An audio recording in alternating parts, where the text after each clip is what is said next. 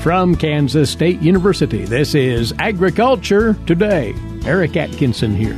Coming up today, out of Iowa State University, Lee Schulz has this week's cattle market commentary.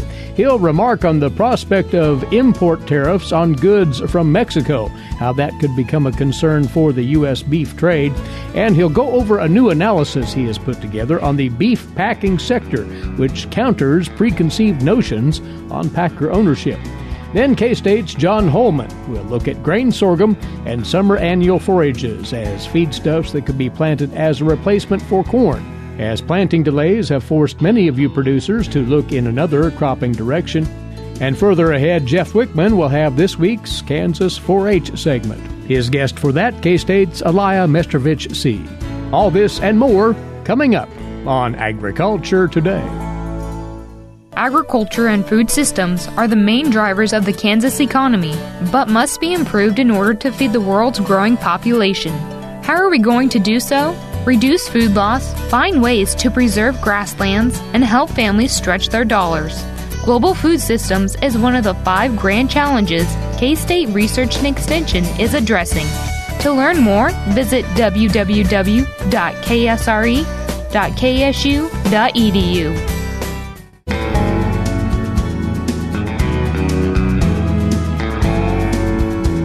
It's good to have you along with us for another Agriculture Today. As we serve up first, as usual on a Monday, the cattle market segment, and providing his input on the outlook and generally what's happening in that market sector, is Lee Schulz. Lee is a livestock economist with Iowa State University. Lee, you have just recently put together a write-up on the beef packing sector, which may serve to dispel some perceptions about it, and we'll share details in a few moments. A quick look back at the cattle market price trends this past week. It would appear to be something of a mixed bag. We've seen relative strength in the cash market. I think you've seen, consistently strong demand from packers, and that's held cash prices fairly strong, really to the basis levels of 6 over the board or so. Futures prices, we did see some weakening here, especially in the last 2 days of trading. To end the week, near-term contract was down over $2, and then we've seen $3 to $4 down in the more distant fed cattle contracts. Really where we've seen the considerable action is in the feeder cattle complex. When you're looking at limit down on Thursday of last week, and then really followed that up with significant lower levels on Friday. We're seeing double-digit in the August contract decline for the week. A lot of that is followed through from the corn market, though. There are these ever-mounting concerns about a short corn crop, and that is going to weigh on the cattle market, it would seem, and will so for a time. Certainly, and I think you're getting a bit of a double whammy here. When you look at, I think the long-term trend has been with the softening live cattle prices. You've seen lower feeder cattle prices, but now recently with the delayed plantings, questions of prevented plant, do you see some of those corn acres go into soybeans, and the impact on that corn market, you've seen that push through into the feeder cattle complex, and that's where we've seen the overall lower trend, but then kind of the real steep declines here the last week or so because of that delayed planting. But one would think that the cattle trade would absorb that likely scenario here fairly soon and maybe move on from it, or is that the case? Well, I think certainly we're going to see some resolution to that. As we're turning the page here to June, there's going to be some decisions made regardless. If there is a window of planning that we do get here, we could see that accomplished pretty quickly to get quite a few of those corn acres. I think it is really important that we've made tremendous technological advances and just really need a short window of time to really get a large bulk of the corn crop planted. And so I think we are definitely late in the season here, but I think there still could be some of that accomplished, and that would take some of the pressure off that corn market and subsequently the feeder cattle market as well. That planting window has been elusive, though, so we will see what develops in the days ahead. Have to ask you, though, Lee, about a news item that surfaced late last week. week, and that is that the Trump administration announced that unless something changes with respect to immigration issues at the border between the U.S. and Mexico, there will be tariffs imposed on products imported from Mexico into this country. Given the volume of red meat business that we do with Mexico, this is a worrisome situation for the cattle trade, is it not? Certainly, this has been a short-term shock to the market. Realizing we don't know, what the implications would be from retaliatory tariffs. And I think that's, what we're thinking about as a potential impact to not only the cattle complex, but several of the ag commodities that we deal with day in and day out. Putting in perspective, Mexico represents about 15% by volume of our exports of beef for muscle cuts, larger at 28% for variety meats. So they're a significant market for the United States. And, it's been talked about over the last several years, we continue to produce surpluses, and we're going to continue to need to grow that export volume as we continue to produce more beef. And so I think that's why, we're seeing reactions to these news of just the tariffs and potential of retaliatory tariffs because our reliance on those export markets. Again, all of this is pending, the tariffs not in effect yet. But just the prospect of all of this happening will have the market's complete attention here for quite some time. And that's really the case because as we look at trade, if we're looking at the weekly trade really through the fourth week of May here, exports are on average only up 1% compared to a year ago levels. And that's rather modest compared to the last several years where we've seen double-digit gains year over year in 17 and 18. And we're seeing production levels much higher. And I think what is really critical is the gains that we have seen are in the outstanding sales. So it's sales that have been made, but the product has not been shipped. And it's really hinging on some critical markets like Hong Kong, where we're seeing tremendous growth. South Korea, we're seeing some growth. But in some of those customary markets like Japan, Mexico, Canada, you've seen declines year over year. So, even though we've seen kind of some of those emerging markets stepping up and buying more product, it's the customary markets that are down year over year. And a lot of that is related to trade-related issues, lack of trade agreements or trade conflicts that we are in. So I think even though, we are seeing some positive news on the trade front, collectively, I think there's a lot of concern out there. No doubt about that. Lee, you've just put an article together and posted it on the beef packing sector and getting at, what may be a myth concerning the structure of the beef packing industry and who is in charge of it, so to say. Tell us more about the gist of this particular analysis. Well, and this data comes from USDA's National Agricultural Statistics Service. They collect and compile, summarize, and post annual slaughter data. And this is a census of that slaughter data. So it's not survey-based. It's the data that's being received from packing plants. And so when they release that data, you can do several analysis kind of based on that and look at overall trends and just kind of look at current volume levels.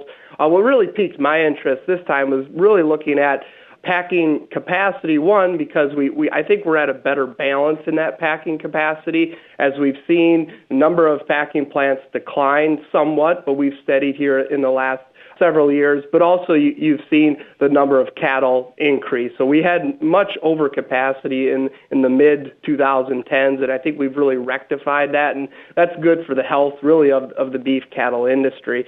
Also, I think one of the myths out there is that the giants are taking over the cattle packing business. And, looking at USDA's numbers, if we look at plants that slaughter over 1 million cattle per year, in 2018, they slaughtered 19.9 million head, or 56% of the federally inspected cattle slaughter.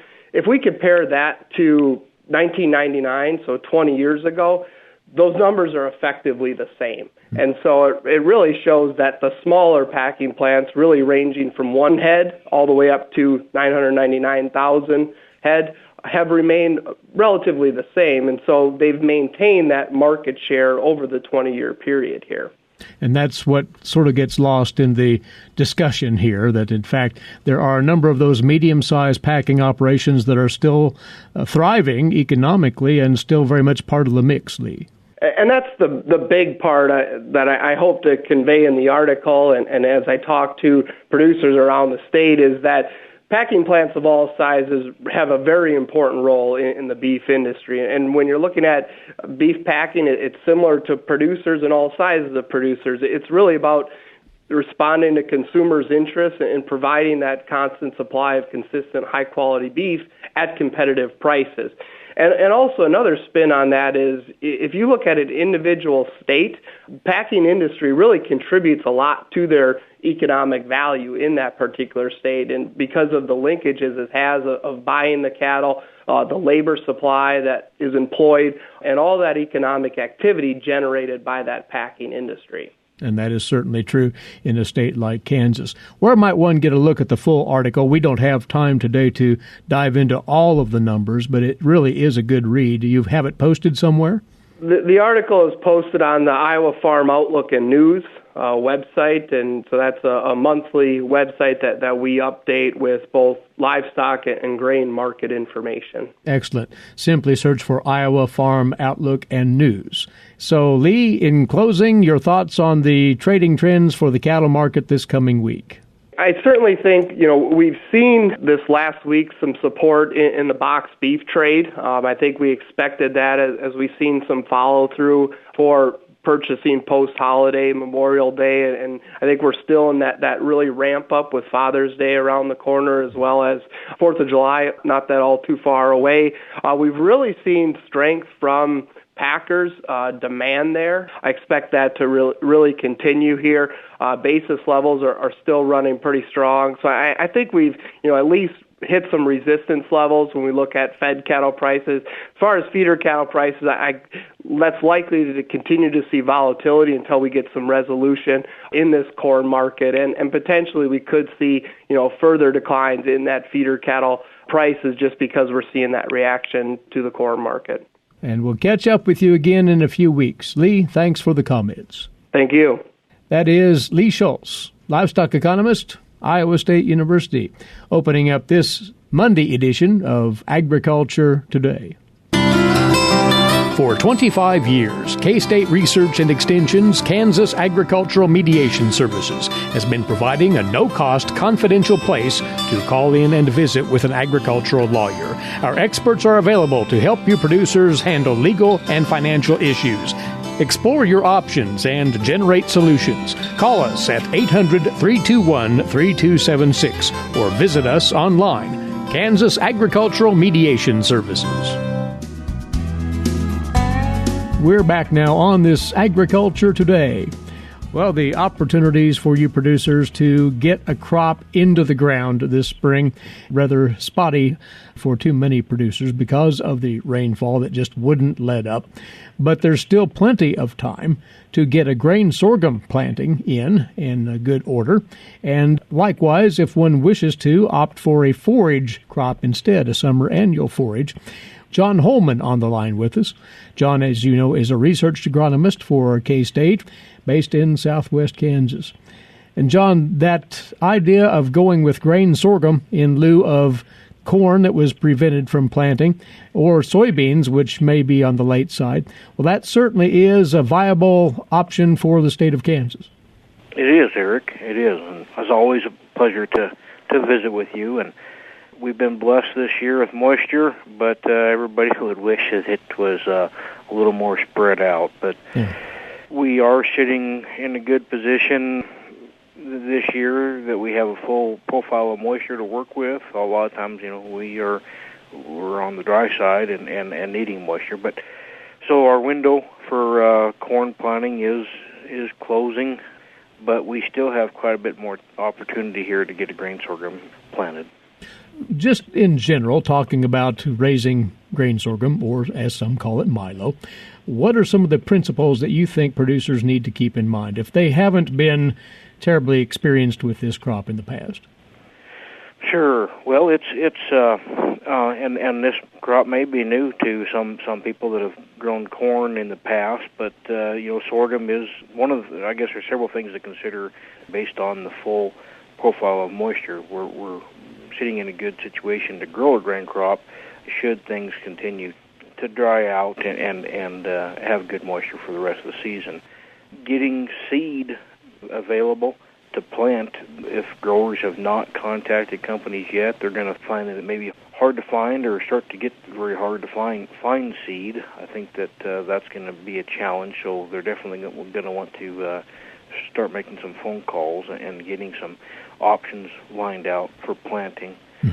The other thing that's available, similar to a lot of other crops in Kansas, is we have a grain sorghum production handbook, and so if they're not familiar with growing the crop, I think that's a good place to start with. That kind of walks through everything from planting through harvest, and that would be a good place to start and get familiarized with growing the crop. And, of course, K-State has its annual grain sorghum performance trials and the data from those trials that a producer can reference in as far as hybrid selection. For the grain sorghum, yes, we have a number of different sites across the state where we evaluate grain sorghum, both in the western part of the state under irrigation and dryland, and then just dryland or rain-fed only as we move to the eastern part of the state, central part of the state. And we've still plenty of time for one to opt for a longer maturity grain sorghum hybrid, do we not? Yes, we do. I mean, the typical planting date for sorghum is about the 1st of June. Right now we're at the optimum time for really planting that crop. And, as planting date is delayed, we do run some risk if we have an early frost of getting that crop through to maturity. So if producers are seeing water still standing on their fields, needing to get some weed management done, those kinds of things, selecting an earlier maturing variety may be the thing to do this year if that window's going to be short. The longer season varieties tend to have a little higher yield potential, but this year we kind of have to deal with the hand we're dealt with, and so in some cases selecting a variety with a little earlier maturity may be the best option for this year. Of course, there's lots of things agronomically to consider with the wet conditions we've had.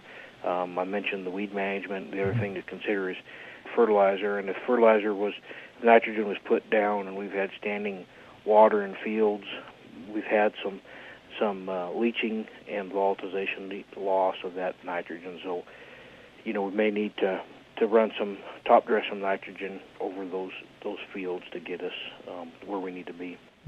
But you mentioned something right there that has been a pressing issue for quite some time with grain sorghum production, and that is weed control. Producers need to study that carefully going in, don't they? Yeah, good.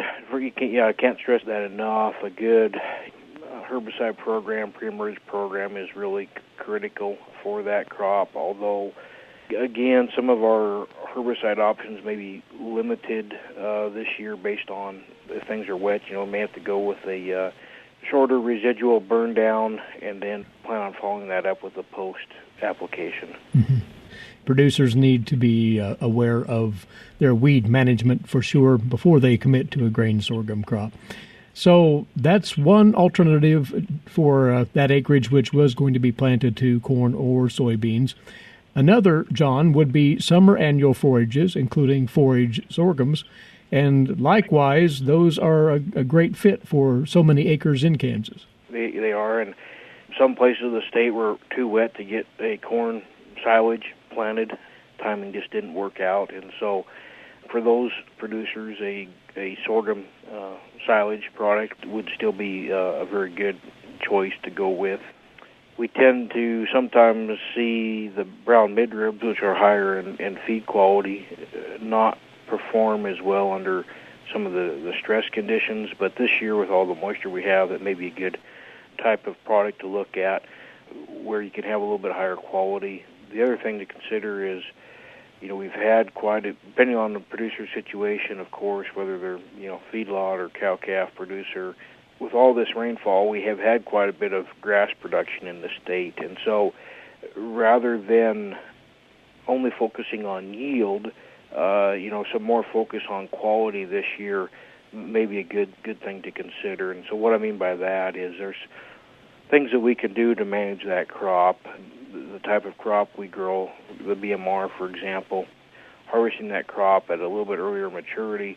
We can increase forage quality a little bit. We do give up a little bit of yield, but this year the quality, we could focus a little bit more on that this year, where we have quite a bit of available forage resources around. Now we hope for that, but the other thing I would stress about forages is it's wet now, but as we all recall, we can kind of go from one extreme to the next. So we have been wet this spring, but the moisture could shut off and things could dry out, and so we don't want to not plant forages thinking that there's going to be ample supply around. It could still turn off dry this year, or next year could be dry, and so we want to look at our individual situations and look at our needs, but should definitely consider forages as an option for those that need it.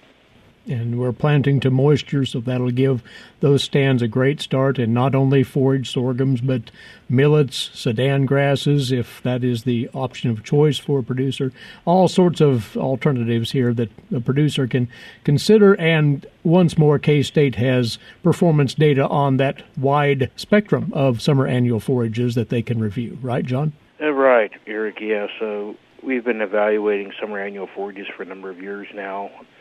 This current year, for example, we have across 3 locations of about 200 different entries looking at sorghum, forage sorghum, millets, and corn silage types. So we do have a lot of good information available. We are evaluating yield, but we're also looking at forage quality. If we manage that quality aspect, that can save the producer money by, needing to provide that cow less protein source of supplemental protein, so buying less, purchasing less protein or energy, a starch corn based product, if we can put up a little bit higher quality forage product to initiate that ration. Well, the farmer stockman has a great opportunity here to make the best out of the adverse planting conditions of this spring into early summer by looking at these feedstuffs. And there's a wealth of information on their performance. John, you'd invite producers to step back and to weigh all of these and see what might fit for them in the coming days, for time will get away from us otherwise. That's right, Eric. It's the producer this year has had a lot to deal with. It's I guess we'll take the moisture. Like I say, we can't having moisture. We can grow a crop if we can get it in the ground. Appreciate your input as always, and we'll catch up with you again soon. Thanks, John. Thank you, Eric. Have a good day. You as well. He is John Holman, a research agronomist for K-State Research and Extension, and John works out of the Southwest Research and Extension Center there in Garden City. Producers take full advantage of that wealth of information on grain sorghum production, on summer annual forage production, and you can start by going to agronomy.ksu.edu and searching for all of that. agronomy.ksu.edu. You are tuned in to Agriculture Today. Now, this break. When we come back, today's agricultural news headlines, including a rundown of the final session of the 2019 Kansas FFA State Convention last Friday afternoon, where the new state officer team was named, as well as the state FFA stars in the various categories. We'll have that and much more still ahead. Have you ever thought about where your food comes from? If you're thinking the grocery store, think again.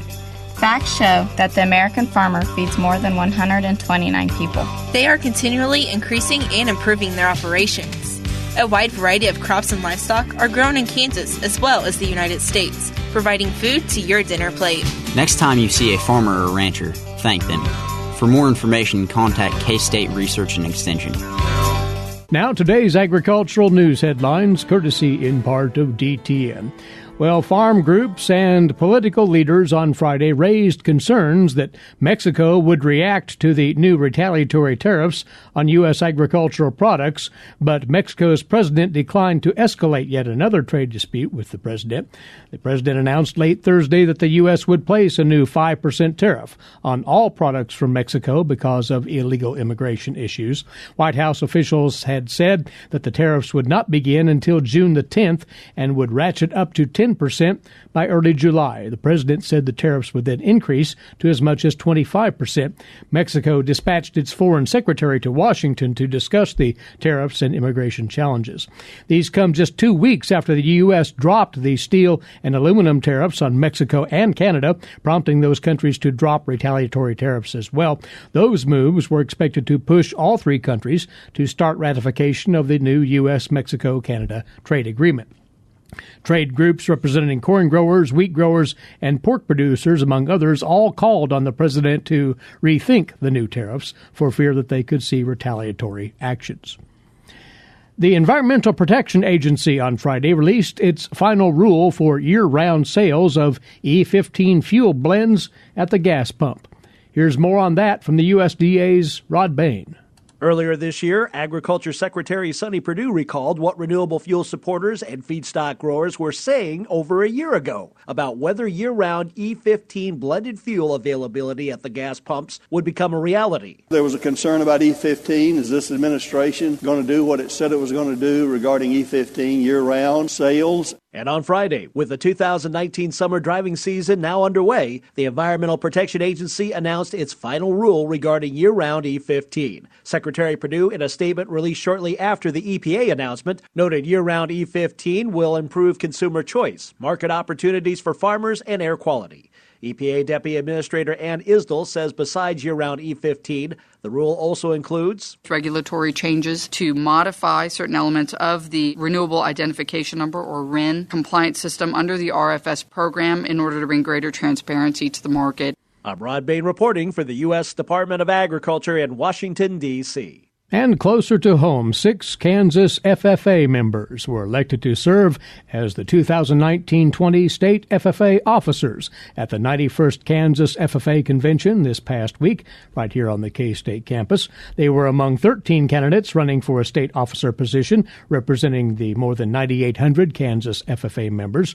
The 1920 Kansas FFA officer team includes President Logan Elliott of the Riverton FFA, Vice President Abby Goins of the Labette County FFA, Secretary Elizabeth Wright of the Blue Valley FFA, Treasurer Lucas Sebesta of the Ellsworth FFA, Reporter J.W. Wells of the Sedan Chapter, and Sentinel Mason Prester of the Wilson FFA. They will travel across the state presenting workshops and conferences and challenging FFA members to serve their communities and the agriculture industry. Our congratulations to them, as well as the state stars, which were also named. Natoma FFA member Ethan Dickerson was recognized as the state star farmer. His SAE is in beef production entrepreneurship.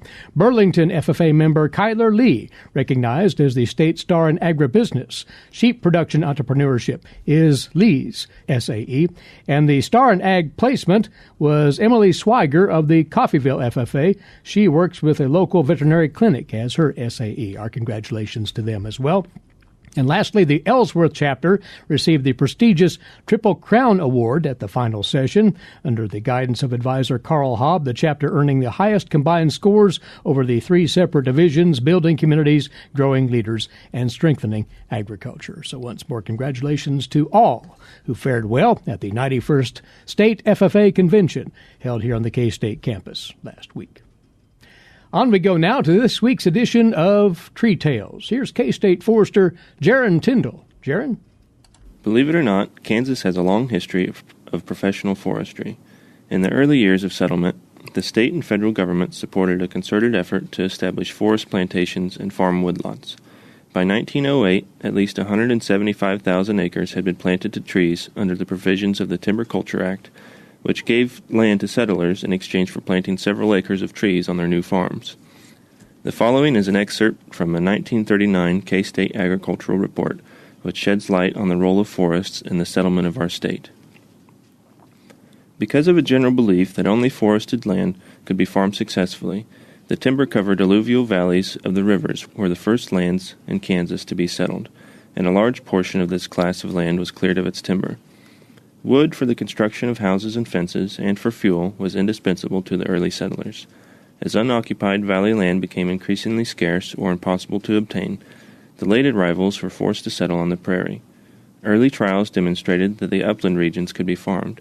Adoption of the windmill to provide domestic and stock water, the invention of barbed wire to solve fencing problems, and the introduction of rapid transportation by railroads all aided materially in the swift conquest of the prairies by the settlers. The immigrants who settled in Kansas were for the most part American-born white citizens, and the foreign-born settlers were chiefly natives of the countries of northwestern Europe. It can be readily understood that settlers who came from the well-timbered states to the east and from the forest-minded countries of northern Europe had a strong desire to grow trees. In addition, the federal and Kansas governments encouraged tree planting.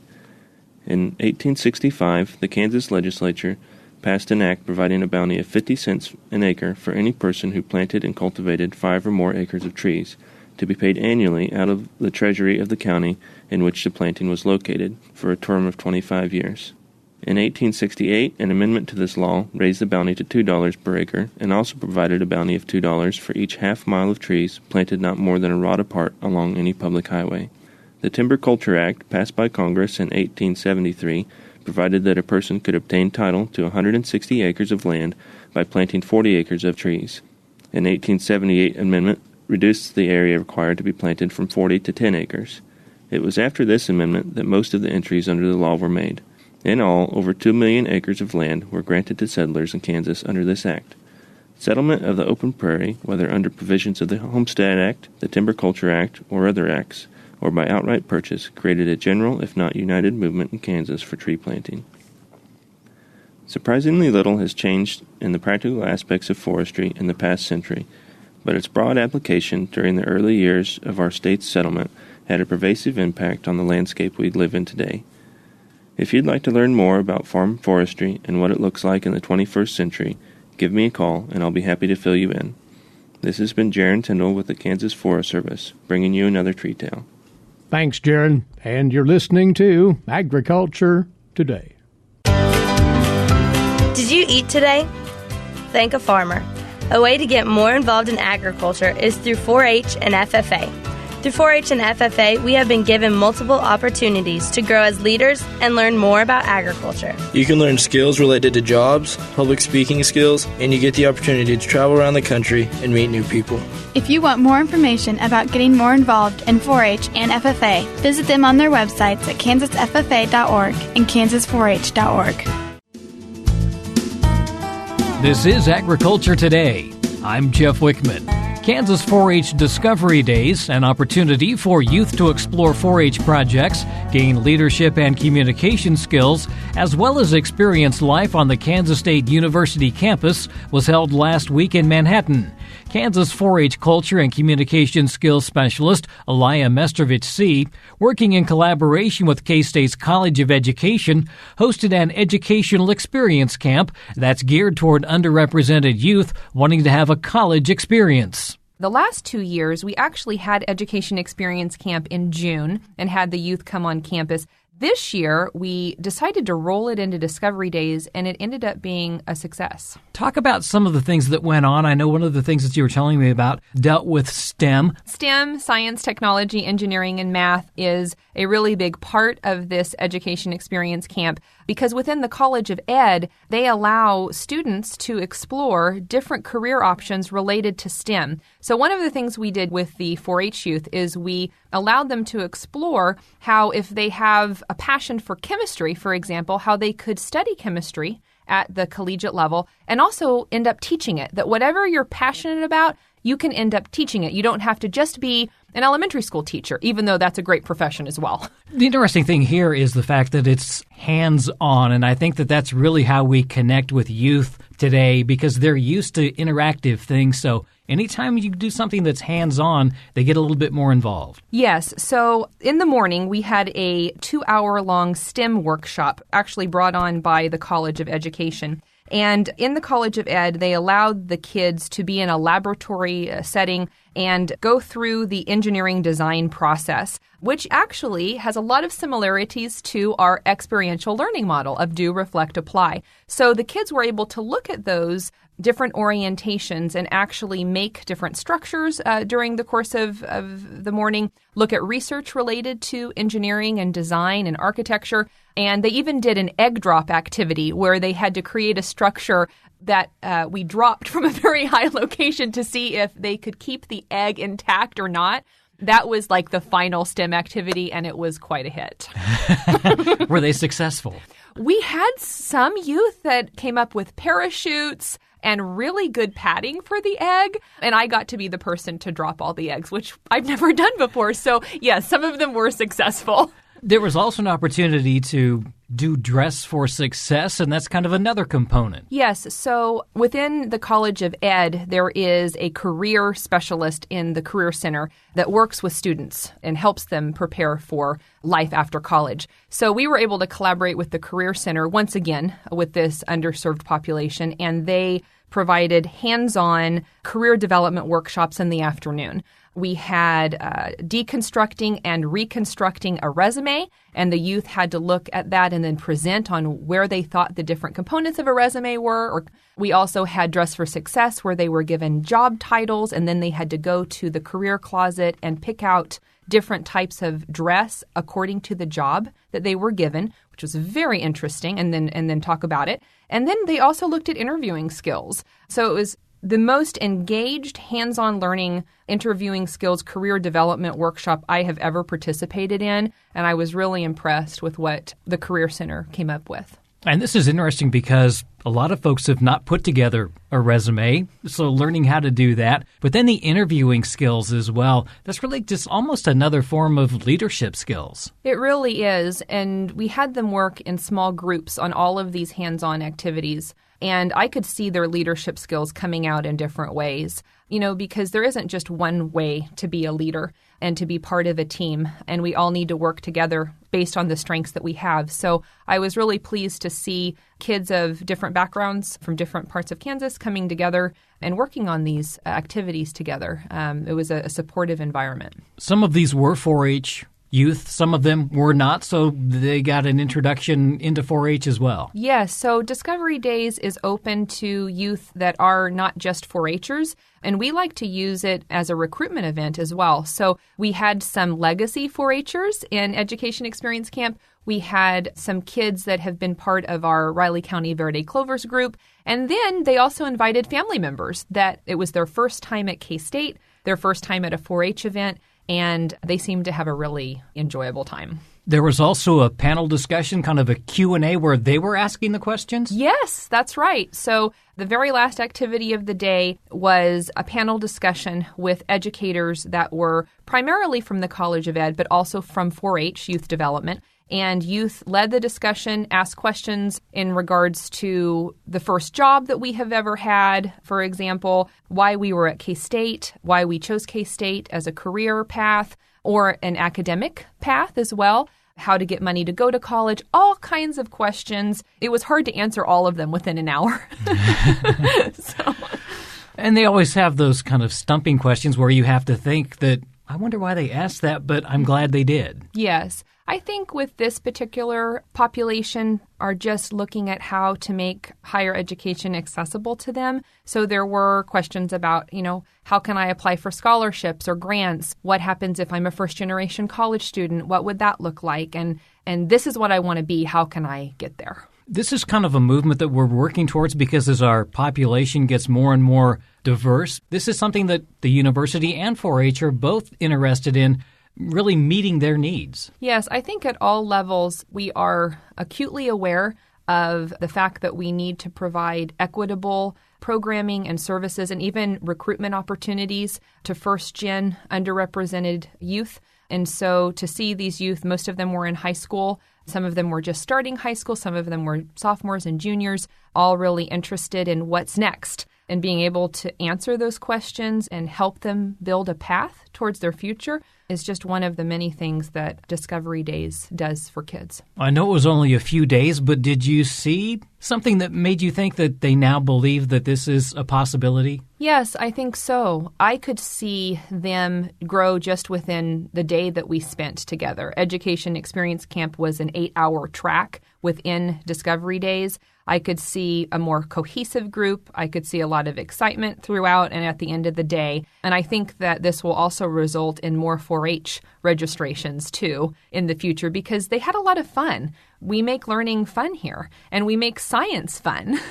So we're here to remove those barriers and allow kids to be kids and also start to look towards their future. And I think we did that. That's Kansas 4-H Culture and Communication Skills Specialist Aliah Mestrovich Seay. If you'd like to learn more about Kansas 4-H, contact your local extension office or visit kansas4h.org. And that'll do it for today's Agriculture Today.